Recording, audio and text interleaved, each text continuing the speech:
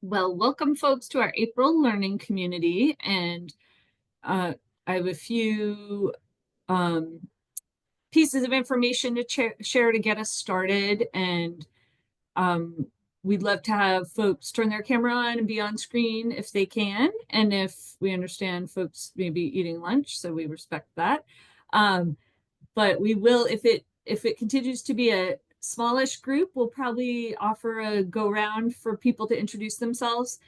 Um, and the um, we do plan to have a little bit of time for networking today. So if you want to think about items you'd like to share and um, pass on to the information you'd like to pass on to the group, that would be great. So I'm Zoe Miller, and I'm the executive director of the Moving Maine Network. And I wanted to just share a couple quick pieces of information about us. We see ourselves as a movement building organization, and we are working to ensure that folks with who don't drive and who have transportation affordability challenges can get where they need to go. And we really believe that when we do the work to help the folks with the most barriers, it makes transportation better for everybody. So our role is that we offer a forum for learning, connection, and action, and that's open to everyone who cares about this issue, is interested in this issue across Maine. And we often have folks from our New England neighbors to come in to participate. So we're excited to have some new folks here today and some regular folks. Um, just a few words that in terms of what we focus on for Moving Maine, we think about rides, and we also think about safe and accessible streets and roads. We tend to focus a lot at the policy and practice level. So we're not a transportation provider organization, but we love to connect the dots between people who are and spend time, doing that in these sessions. So for the learning community, our goals are first and foremost to build relationships and cultivate community among the different people who care about transportation and mobility access in Maine. We like to share expertise. And I think, we also like to, remind folks that it's not, we're all the experts in our own lives and in our own life experiences. So we like to highlight lots of different types of expertise. And then we love to have this be an opportunity for people to move to action on solutions together. So um, it nothing makes me happier than hearing that somebody got inspired or met somebody through a learning community and then went on to do something in their community. So feel free to update me if you have things to share on that front. Um, so for today, we'll be starting off with a presentation from Steve. Really excited for him to share his insights on what's going on in the world of kind of the intersection between technology and community transportation. And there'll be time for you to ask questions and for there to be a bit of a discussion. And then we will do what we have affectionately dubbed our carpool conversations. Many folks in this group are, fans of carpooling, and I swear I never have a bad carpool. There's always some interesting conversation that happens. So we try to bring that energy to these learning community sessions. We'll put folks into breakout rooms of 3 to 4 people. And that'll just be an opportunity for you to share kind of what are you seeing, hearing, noticing around mobility and access in Maine. And then we'll come back together for a few updates with the whole group. If you need to jump off before the end, but you have something to share, feel free to throw it in the chat. Otherwise, we do tend to refrain from having a full chat conversation going at the same time as a presentation. But if you want to pop a question into the chat that you'd like to have addressed, we will take that up when it comes time for the Q&A. So, and that's actually, I'm going to stop sharing my slides now.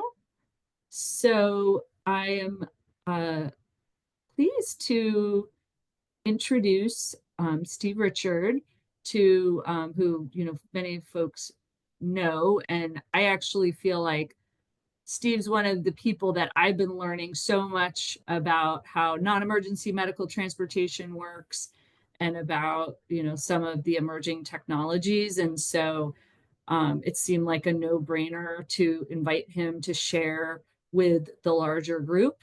So I think you'll find what he has to share very interesting, and I'll let him take it over with his slides and give you a little more of an introduction to who he is and his background and how he got to be doing this work. So take it away, Steve. All right, thank you, Zoe. And thanks everyone for being here today and taking the time to spend talking about transportation, something near and dear to my heart. Make sure I get that screen share up there for you all. And actually, sorry, I'm just realizing I did end up skipping the out loud introductions because we did end up with a larger group. If folks wouldn't mind, we'd love to have you just put in the chat how you're connected to mobility work, and that could be your community, your job, a combination. So that'll just be that just gives a way for people to know who's kind of in the Zoom room and how they might connect with them afterwards. So back to you, Steve. Great.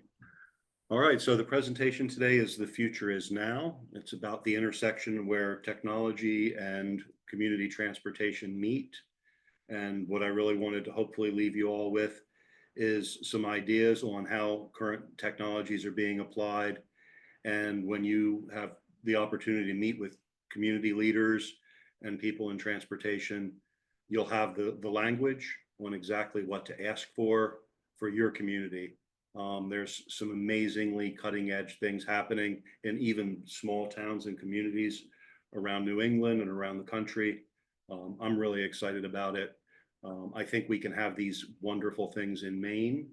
So I just wanted to hopefully impart on all of you a little bit of vocabulary and a few models of the way things are done that you can take with you.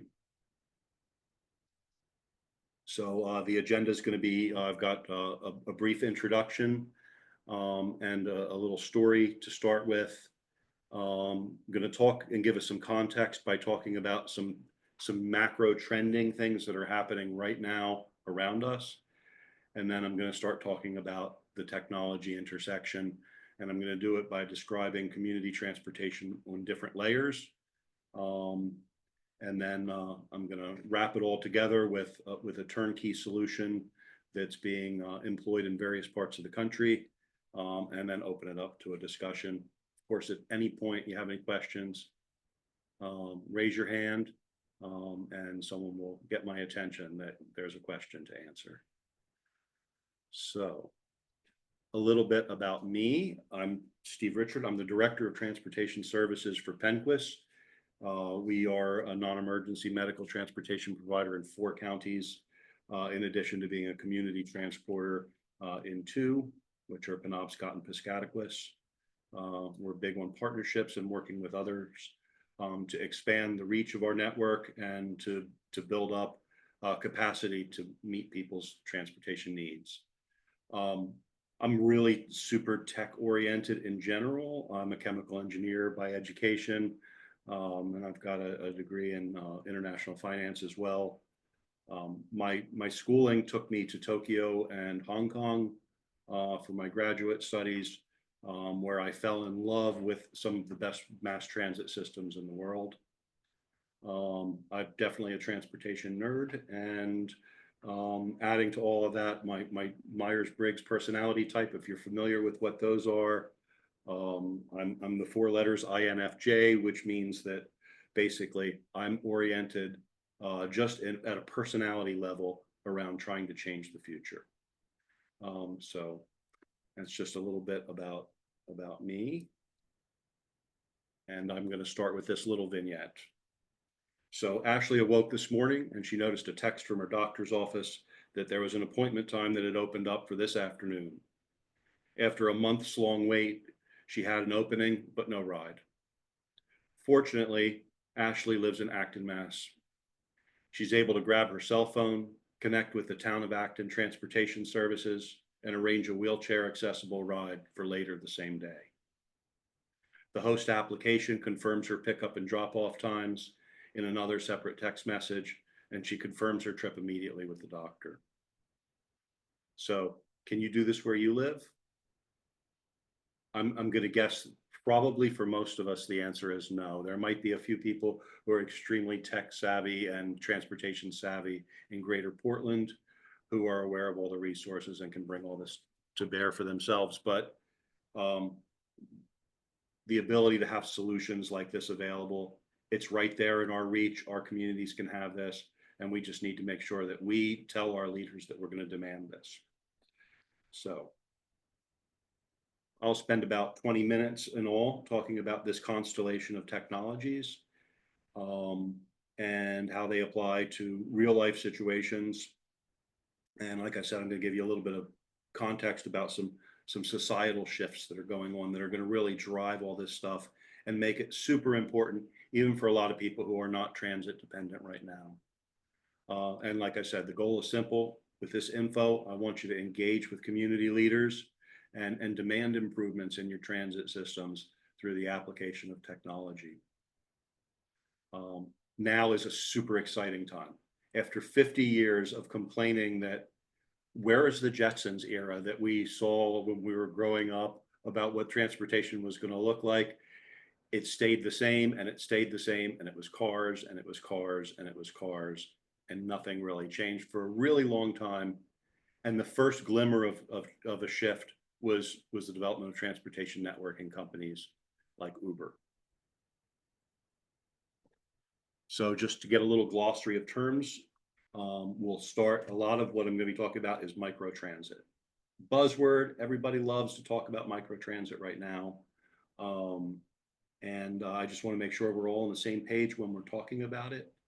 It's basically a shared public transit system that's based around, rather than large buses that drive around a city in a loop, the same loop over and over again, microtransit, it usually involves smaller vehicles without fixed schedules and routes. And they're enabled with technology to bring together different types of transportation providers to collectively meet people's transportation needs. An example would be like the city of Portland, which has Metro, taxi cabs, Uber, Lyft, bike shares, and shuttles, and a paratransit system as well. And those are all really the dimensions of what the microtransit system of Greater Portland can work from. TNCs is the initials for transportation networking companies, and that's just the industry term for companies like Uber and Lyft. And there are some new entrants that are coming into the market who are trying to really move the ownership of the transportation network to the providers themselves, rather than having a big corporate control over the whole system.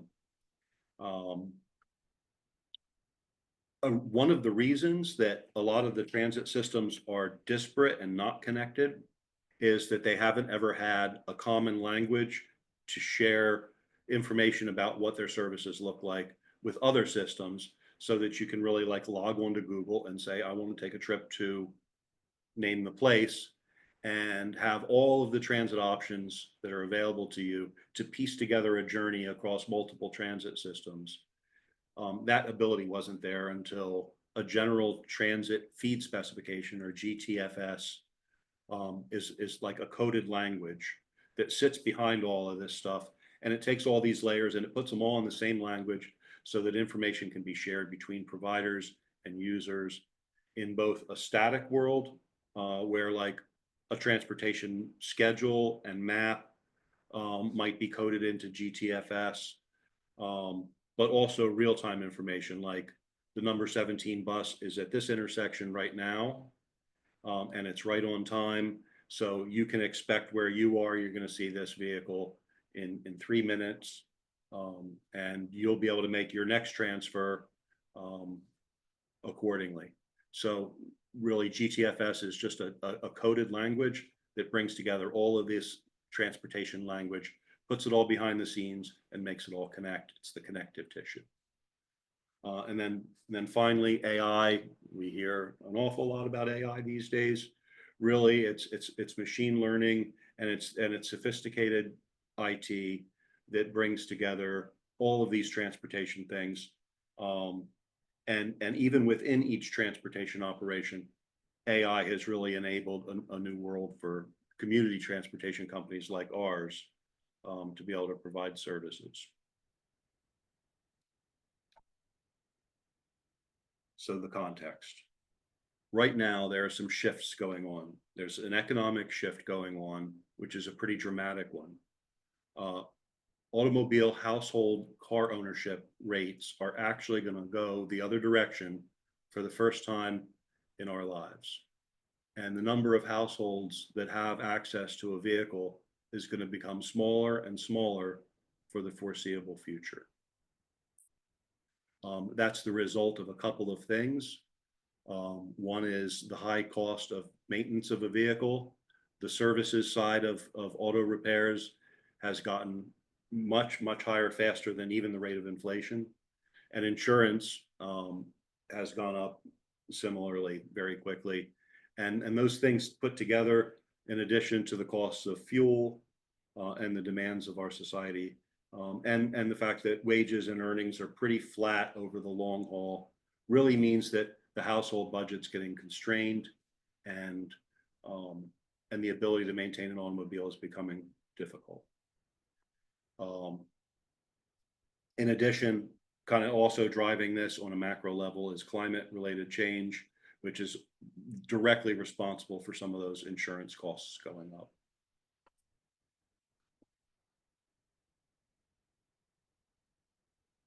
At the same time, there's an increasing demand for accessible transportation. I see this in my daily life. For 12 years, I've been the director of transportation services for Penquis.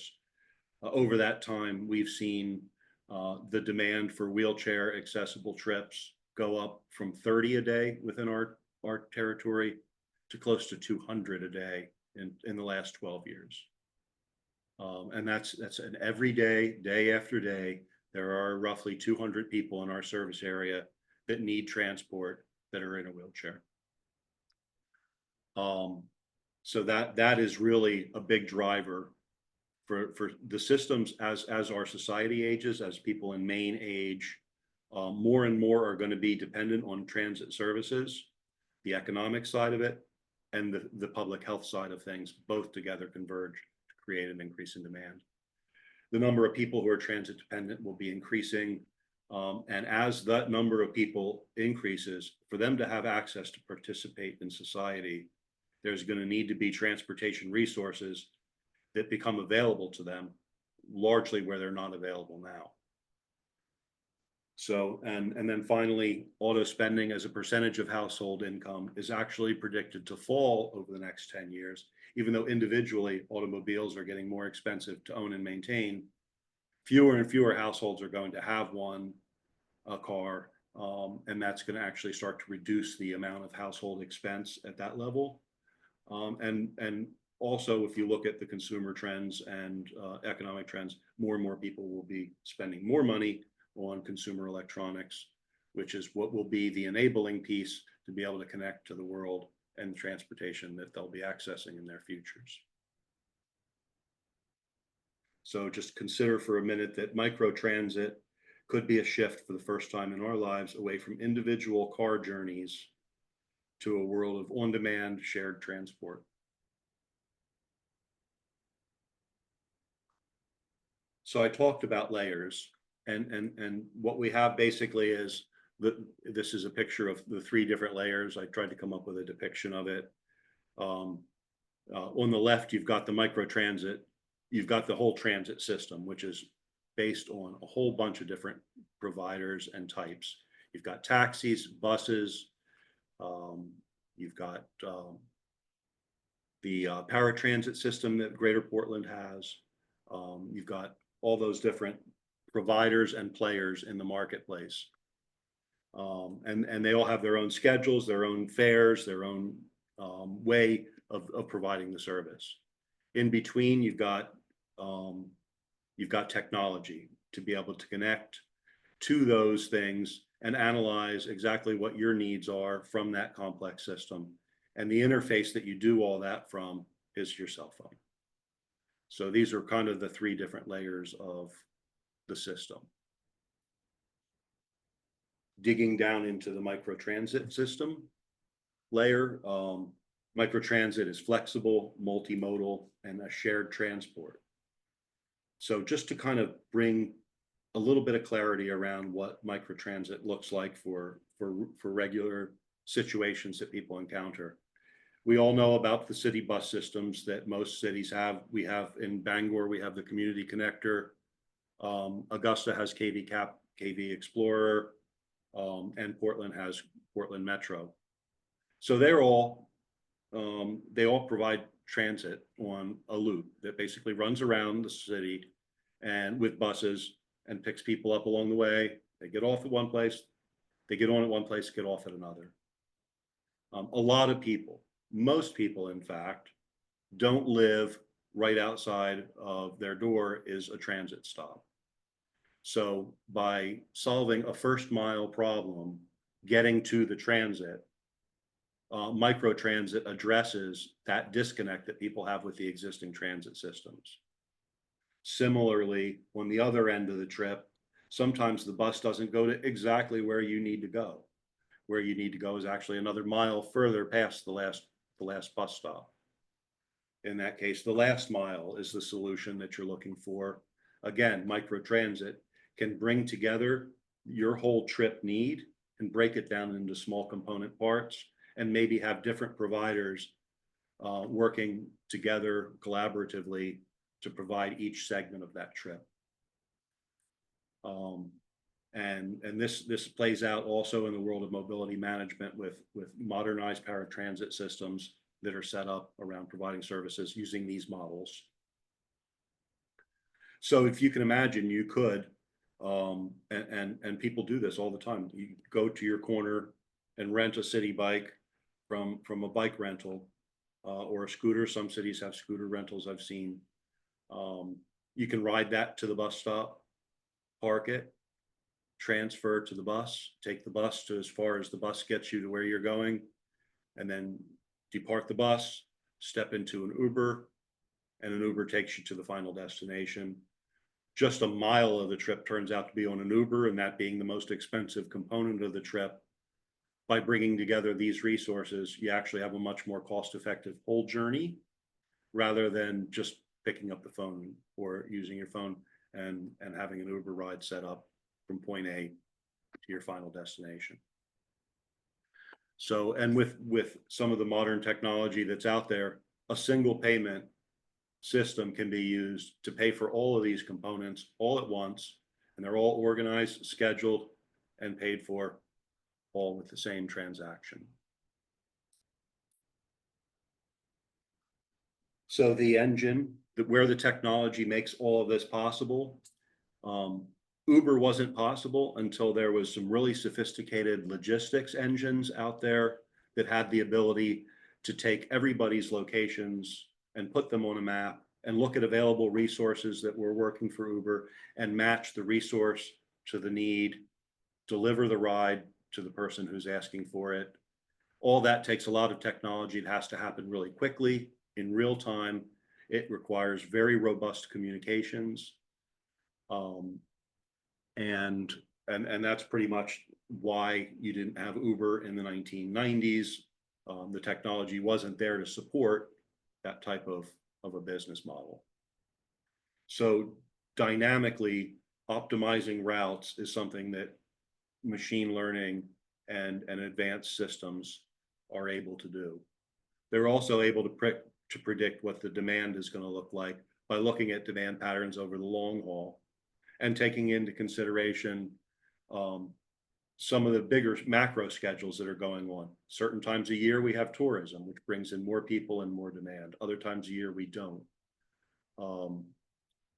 So really just in terms of all of the different things, if there's events happening at certain times of the year or on a certain date, that's going to increase demand, and crunching all those numbers to really figure out what the demand is going to look like on any given day is something that was out of the reach of communities before, but now with advanced technology, they're able to finitely plan what resources are needed to deliver the services.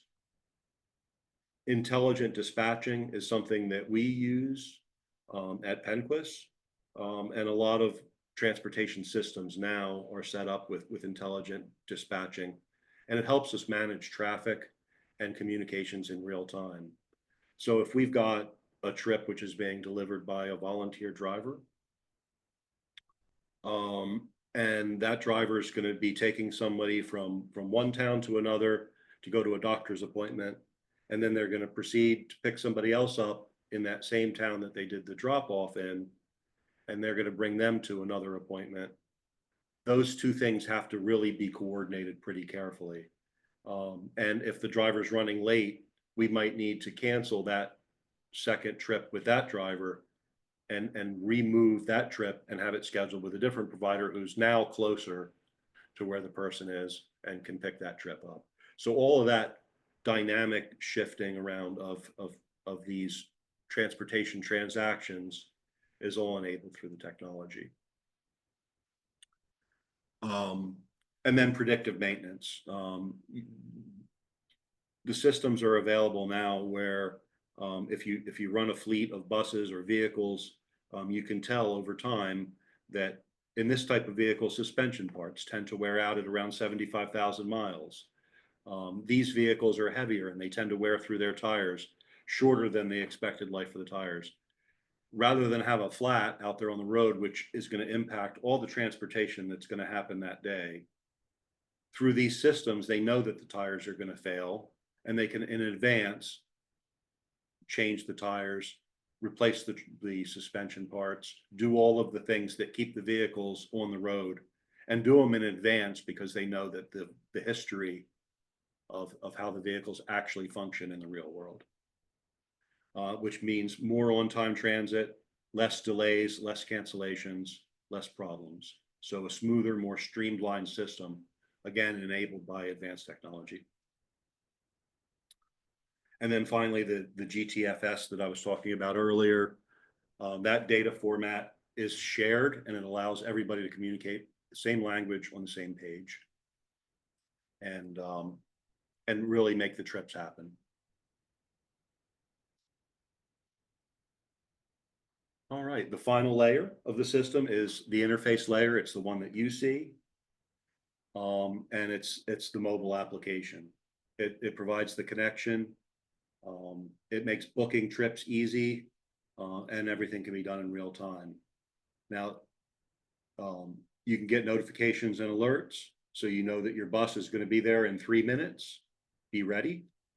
And get alerts and things like that. Maybe there's a delay. One of the things that's really being enabled with the mobile apps, and Penquis is working on a solution right now with our software provider, and it's cashless payment, and it's more than just cashless payment. It also has in the background behind it all of the subsidies and programs that we have that fund transportation for individuals. That information can be coded into that system so that when an individual boards, if they have eligibility for the DHS low income transportation program, a subsidy is applied to their rides at that moment. So when they have to pay their fare, the subsidy is already removed, and maybe they have to pay a small copay for the trip. Maybe there's no cost for some riders for some trips because of where they're going or the riders' qualifications for the services themselves.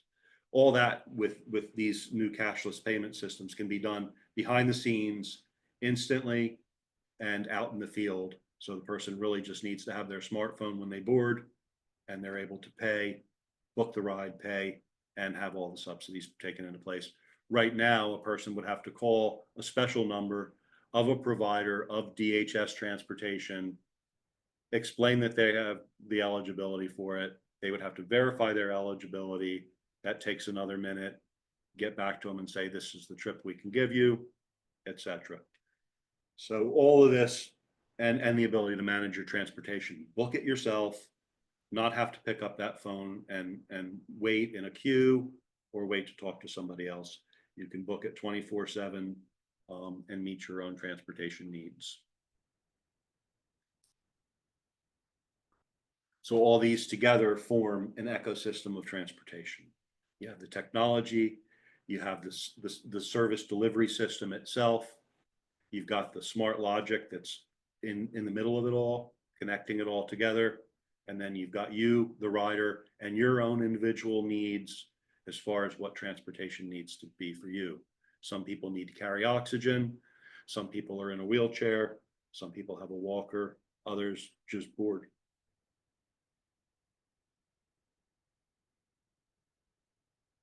So the next piece, and I'm pretty close to wrapping up here, and that's the idea of a transit ecosystem in a box. There's a pretty elaborate set of technologies that I've talked about and systems, and building all that stuff from scratch could take years to even do the planning work and to bring all those pieces together. There are some really dramatic shifts going on right now, and these solutions are going to have to come about pretty quickly as these other economic and social shifts occur. There's a really innovative business out there that's called Via Transportation. There's also a Via shopping site, so don't get them confused. But the transportation Via is an application that you can download on your cell phone. And in some communities, what they do is they go out and they meet with community leaders, and they help organize and bring together all the transit and transportation resources. And then they manage to put them all in an application so that you can access them all at one place, at one point, and have keys to the whole system. And that interface is able to bring together like bike rentals, transit, paratransit, and transportation networking companies like Uber and Lyft, and even local volunteer networks, all together, one app, and you just basically put in what your trip needs are, and the solution can be brought about very quickly. And that's why I call it kind of an ecosystem in a box. So in summary, the technology's recently exploded. There's a whole lot of new things that we can do out there to organize transportation, to meet people's needs. Those needs are going to be changing quickly, and we can be there for them. We're just going to need to get out in front of some of these curves by having the right conversations with our community leaders to drive this change and make it happen. So that is my presentation, and I'm happy to have a discussion with you all about any questions you might have. Thank you so much, Steve. That was great. So I know we received one question through the chat, and we can read that one out and talk about it. I would encourage folks to add additional questions in there or raise your hand if you want to, if you have a question. I know my wheels were turning in a lot of different ways. So Becky asked, what about those who don't have a smartphone or are technologically challenged? Well, I think you know, that is definitely a challenge. I mean, most of there are some accessible technologies that can help somebody if they've got access to some kind of a device, so that they can use their voice instead of their fingers to navigate. But yeah, I think there are still some accessibility challenges that we'll have to work through. And things like that, I think they're really pretty highly individualized. So you really need to like spend some time with the individual to find the exact solution that might work for them. I really wish I had a better answer for that question than I gave you, but But it's really, when you talk about accessibility, it's something we deal with in community transportation all the time. You have to meet people where they are. Um, and there are some people with some definitive barriers to access. Definitely something to be thinking about.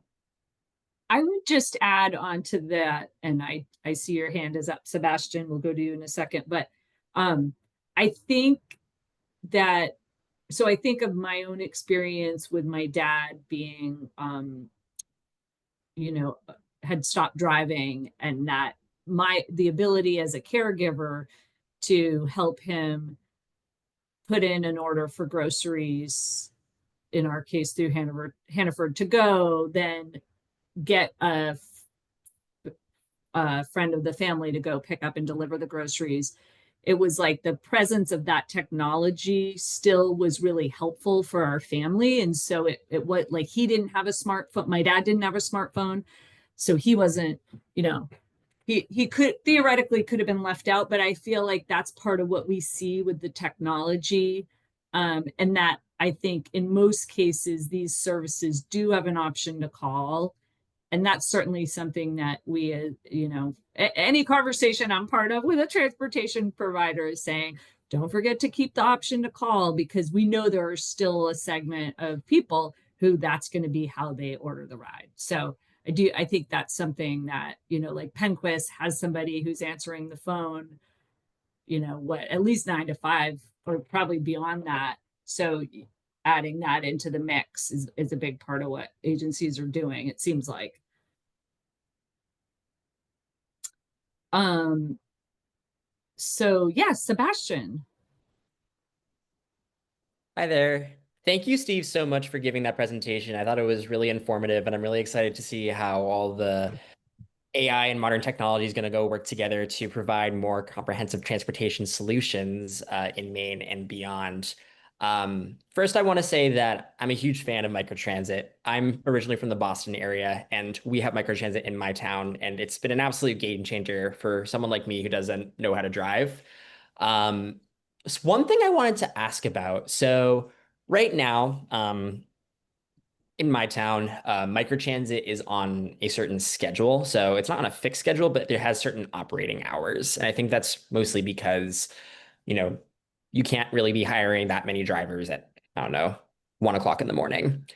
One thing that I'm very curious to learn more about is, with the rise of autonomous vehicles, do you think that that will enable even greater access to microtransit? Do you think that it could also perhaps replace certain fixed route bus service entirely? Wow, that's a really cool question. Like I said, with my future orientation and being technologically focused, it's like that's a question that I would be asking too. Um, so I really closely follow where technology is going around transportation all over the planet.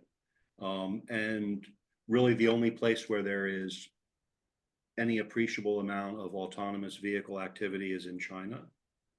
And China is way ahead in terms of that technology, not just in terms of developing it, but applying it and having it visible to people and accessible to them. I do think that autonomous vehicles are going to solve a lot of the problems. It's becoming increasingly difficult for all types of transportation providers to fully staff, to have drivers available, and that's in every aspect of transportation. School bus companies are struggling, taxi companies are struggling, um, even Uber and Lyft.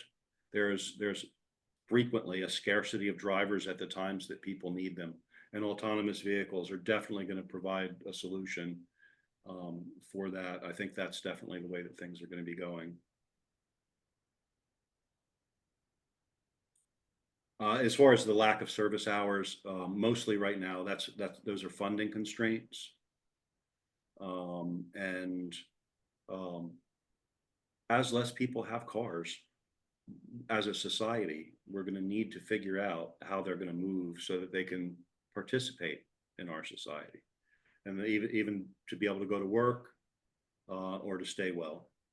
So that's going to really, I think, push the acceptance of some of these technologies along a lot faster. And hopefully the dollars will flow in the direction of enhancing these services so that people don't lose their ability to participate. But I think those are the stakes. Thank you. Do we have time for one or two more questions or comments? And then we'll do our carpool conversations, which is our version of breakout groups to chat about what you're seeing, noticing in mobility and access around Maine or beyond. Sally, I see your hand is up. Go ahead. Yes, my daughter is visually impaired and lives in Worcester, Massachusetts. And she has a very good transportation system there in which, you know, people who are blind have free public transportation in Massachusetts, which is one of the reasons that she lives there. But presently she's in need of physical therapy, and she has to go once a week. And of course, she has to use an Uber. She has to spend $20 one way to get to her physical therapy. And of course, $20 on the way home. So there is an expense component to this. And I mean, even though she has a good job and is able to afford it, there are many people not in that situation. So that's just my comment. My comment is about the expense.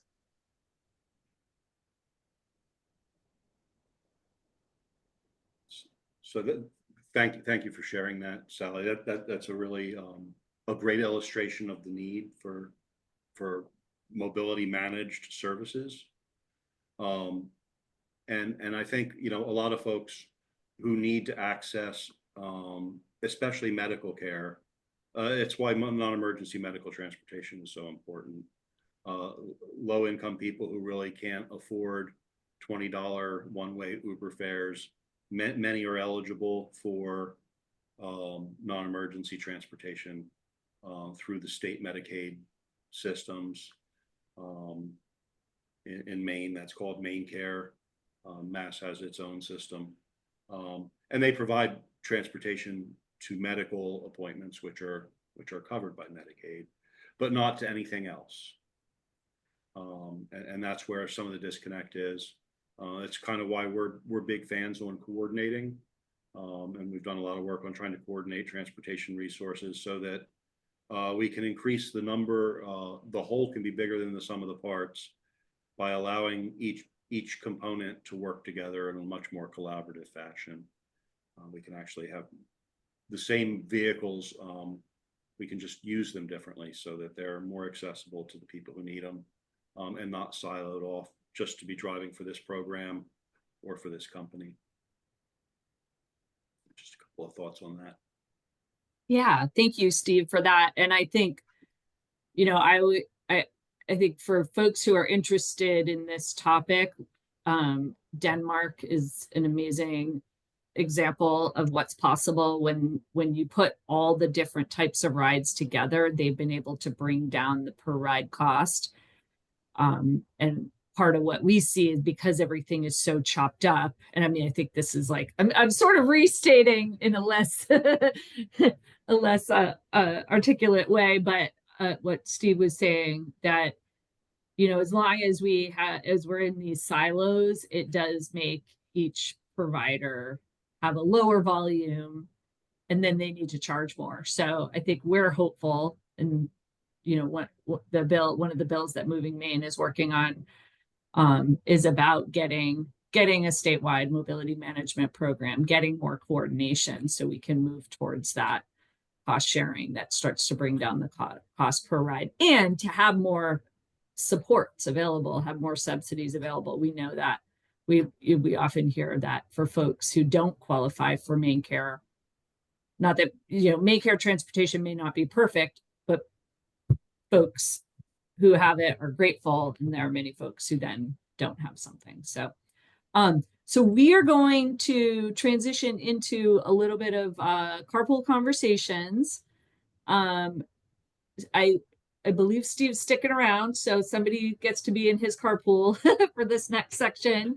So, and I think, I know Steve loves to talk about this stuff and would be interested to hear additional questions. Thank you, Steve, so much for sharing that. And we will be putting the recording up on our YouTube channel, so you can share it with friends. So I would say probably the conversation is to be continued because there's lots of interesting things coming up in Maine. So